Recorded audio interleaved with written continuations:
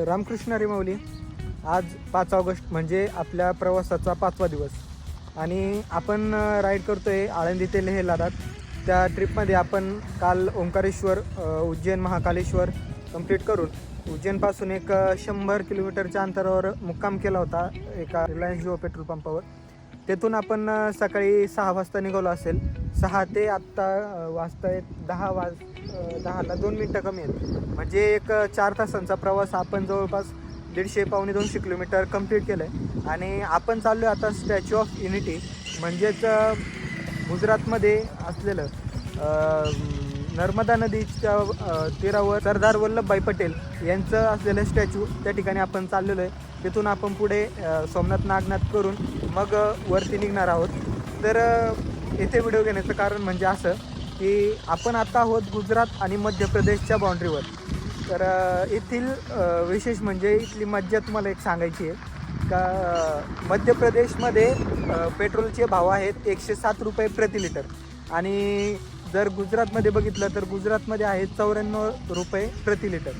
तर आता किस्सा असा आहे, मी जवळपास 20-25 किलोमीटरपासून एक निरीक्षण करतो आहे की मध्य प्रदेशमध्ये कुठंच पेट्रोल पंप नाही. इकडे बाउंड्रीपासून तर जवळपास 20-25 किलोमीटर या पाठीमागं एक छकलता म्हणून एक गाव आहे.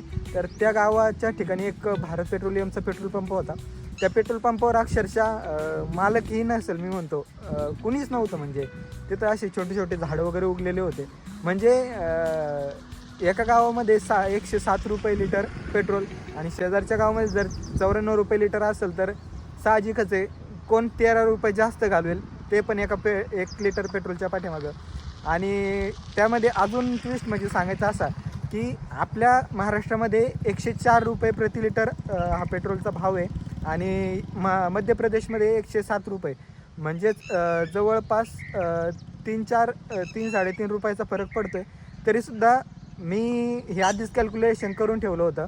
म्हणून मी धुळ्याच्या पुढं आल्याच्यानंतर शिरपूरच्या जवळ शिरपूर पास केल्याच्यानंतर एका जिओ पेट्रोल पंपावर आपण पेट्रोल टाकायचं म्हटलं तर एकतर नायरा किंवा शेलचं इकडे पेट्रोल पंप नाहीत, आपल्या पुण्याकडे आहेत.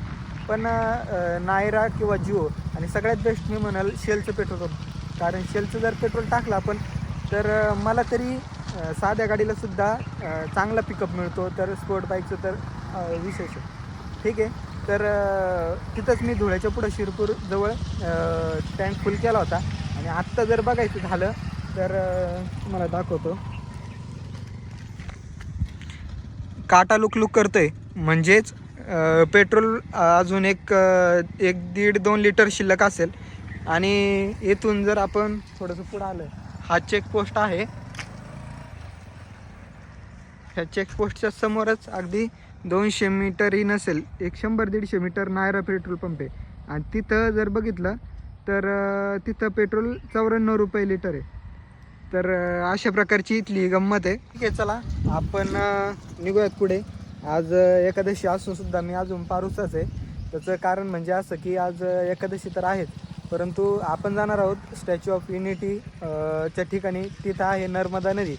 आणि गेल्या 2 ते 3 दिवसापासून म्हणजे पहिला मुक्काम झाला आपला त्र्यंबकेश्वरला कुशवर्ताचं स्नान केलं. त्याच्यानंतर दुसरा मुक्काम झाला मालेगावपाशी चंदनपुरीमध्ये सकाळी आंघोळ न करता मी डायरेक्ट इकडं महेश्वरला आल्याच्यानंतर दुपारी इंद्रायणी नदीचं नर्मदा मैयाचं स्नान केलं होतं. त्याच्यानंतर ओंकारेश्वरला मुक्काम केला. दुसऱ्या दिवशी सकाळी उज्जैनला निघायचं होतं. तर उज्जैनला निघायच्या आधी सकाळी नर्मदा मैयाचं स्नान केलं होतं ओंकारेश्वरमध्ये.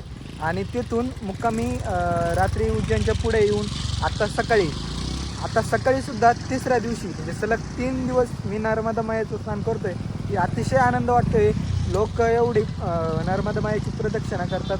इतकं अनन्यसाधारण महत्त्व असलेली नर्मदा मैया आणि तिचं एकदा नाही 2 नाही तर 3 वेळा सलग स्नान होतं आहे, याचा आनंद वाटतो आहे. आणि विशेष म्हणजे पुत्रदा एकादशीच्या पर्वकाळावर स्नान करायला मिळतं आहे. हे खरं तर भाग्य आहे श्रावण महिन्याचं.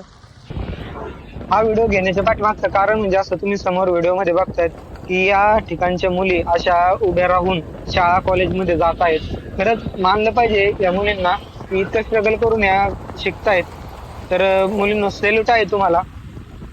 आपल्याकडे खेडेगावात असे लोक जातात येतात काही, पण असं चित्र मी कुठंच बघितलं नव्हतं. म्हणून मी हा मुद्दा व्हिडिओ घेतलेला या ठिकाणी.